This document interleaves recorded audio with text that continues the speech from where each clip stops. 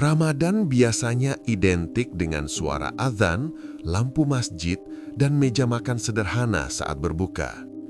Namun, di satu wilayah Asia, suasana Ramadan terasa berbeda. Wilayah itu adalah Xinjiang, rumah bagi jutaan etnis Uighur di Cina. Di sini, Ramadan tidak hanya tentang ibadah, ia juga tentang pengawasan, identitas, dan politik global. Uighur adalah kelompok etnis Turkik Muslim yang telah hidup di Xinjiang selama berabad-abad. Mereka punya bahasa sendiri, budaya sendiri, tradisi Islam yang kuat. Xinjiang dulu berada di jalur sutra, menghubungkan Asia Tengah dengan Cina. Wilayah ini selalu menjadi persimpangan budaya dan kekuasaan. Xinjiang bukan wilayah biasa, ia kaya sumber daya energi. Ia penting untuk jalur perdagangan Asia Tengah. Ia bagian dari proyek besar Belt and Road Initiative. Karena itu, stabilitas Xinjiang sangat penting bagi Beijing. Dan stabilitas dalam geopolitik sering berarti kontrol ketat. Pada awal 2000-an, terjadi beberapa insiden kekerasan di Xinjiang. Pemerintah Cina menyebutnya terorisme dan separatisme. Sejak itu, kebijakan keamanan diperketat, kamera dipasang, pos pemeriksaan dibangun, pengawasan digital meningkat. Xinjiang menjadi salah satu wilayah paling dipantau di dunia. Salah satu isu paling kontroversial adalah laporan tentang kamp pelatihan atau reedukasi. Pemerintah Cina mengatakan kamp itu untuk pelatihan kerja dan deradikalisasi. Namun laporan dari organisasi HAM internasional menyebut banyak warga Uighur ditahan tanpa proses hukum jelas. Topik ini menjadi isu global. Beberapa negara mengecam Cina, beberapa negara mendukung atau diam. Xinjiang berubah dari isu lokal menjadi geopolitik internasional. Selama Ramadan, banyak laporan tentang pembatasan aktivitas keagamaan. Beberapa pekerja diminta tetap makan siang. Beberapa masjid diawasi. Beberapa tradisi dibatasi. Pemerintah menyatakan kebijakan itu untuk stabilitas dan keamanan. Namun bagi banyak Uighur, Ramadan terasa berbeda. Ibadah menjadi lebih sunyi, lebih pribadi, lebih hati-hati. Negara-negara Barat sering mengecam kebijakan Cina di Xinjiang. Beberapa bahkan menjatuhkan sanksi. Namun banyak negara Muslim memilih berhati-hati, menjaga hubungan ekonomi dengan Cina. Ini menunjukkan realitas geopolitik modern. Kepentingan sering lebih kuat dari solidaritas. Xinjiang juga menjadi medan perang informasi. Cina menampilkan video stabilitas dan pembangunan.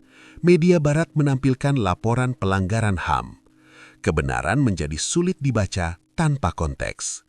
Di era digital, narasi menjadi senjata.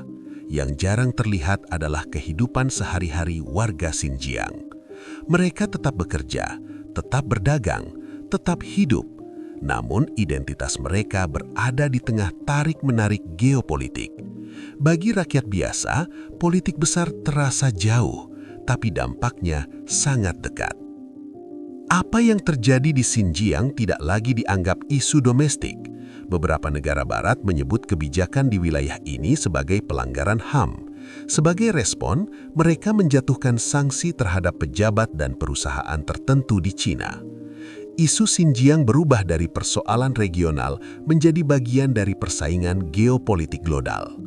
Bukan hanya soal Uighur, tetapi juga soal kekuatan dunia. Sanksi terhadap perusahaan terkait Xinjiang memicu konflik ekonomi. Produk kapas Xinjiang diboikot oleh beberapa perusahaan Barat. Sebagai balasan, Cina membatasi akses pasar bagi perusahaan tertentu. Ini menunjukkan satu hal penting. Isu HAM dalam geopolitik sering bercampur dengan persaingan ekonomi. Yang menarik, banyak negara mayoritas Muslim tidak mengecam Cina secara keras.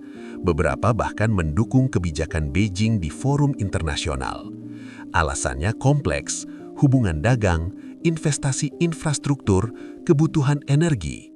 Dalam dunia modern, solidaritas agama sering kalah oleh kepentingan ekonomi. Ini bukan hanya soal moral, ini soal realitas geopolitik. Xinjiang menjadi pusat proyek global Cina, termasuk jalur darat Belt and Road. Jalur ini menghubungkan Asia Tengah, Asia Timur, dan Eropa. Stabilitas Xinjiang dianggap penting bagi proyek ini. Karena itu, pemerintah Cina melihat keamanan di wilayah ini sebagai prioritas nasional. Namun, keamanan bagi negara tidak selalu terasa sebagai keamanan bagi individu.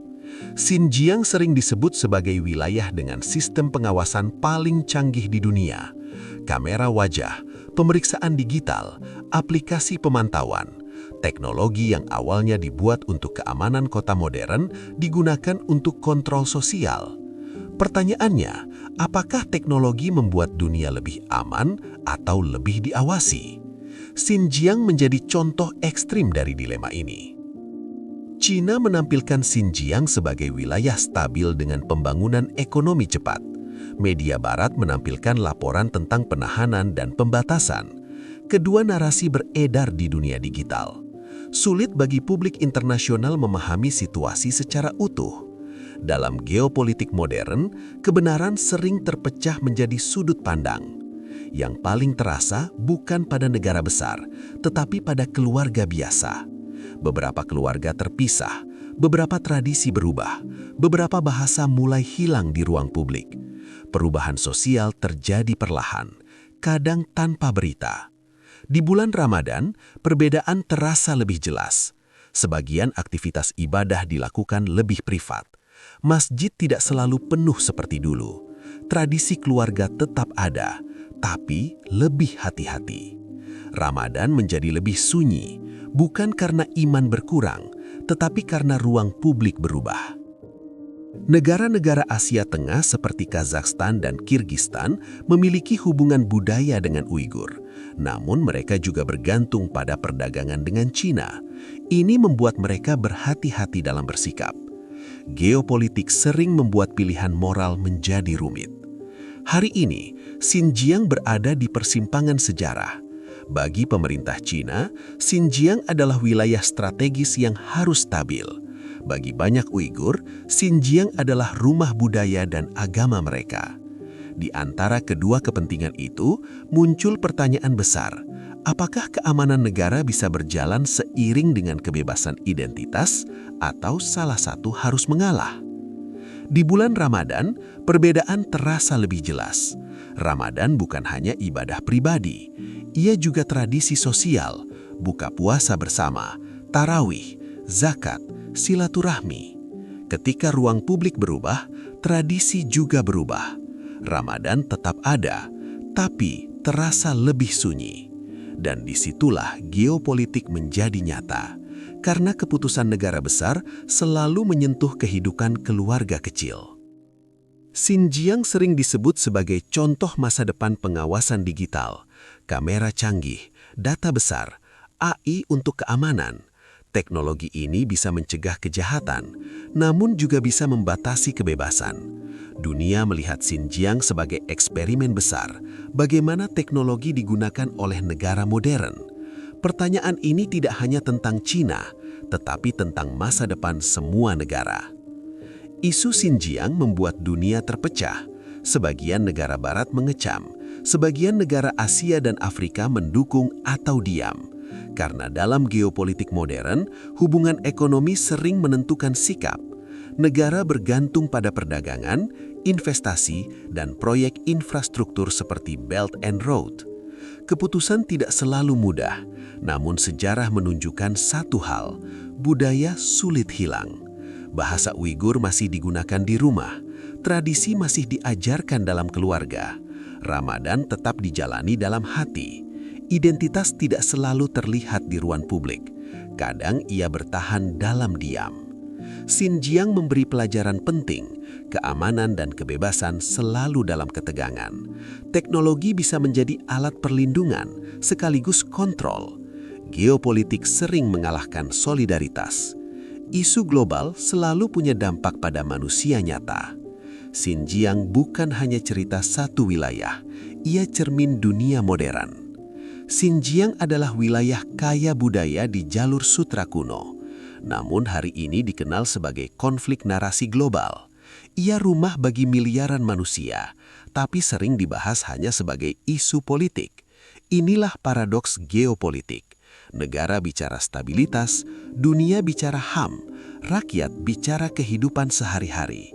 Dan seringkali suara terakhir paling jarang terdengar. Ramadan mengajarkan kesabaran, empati, dan refleksi.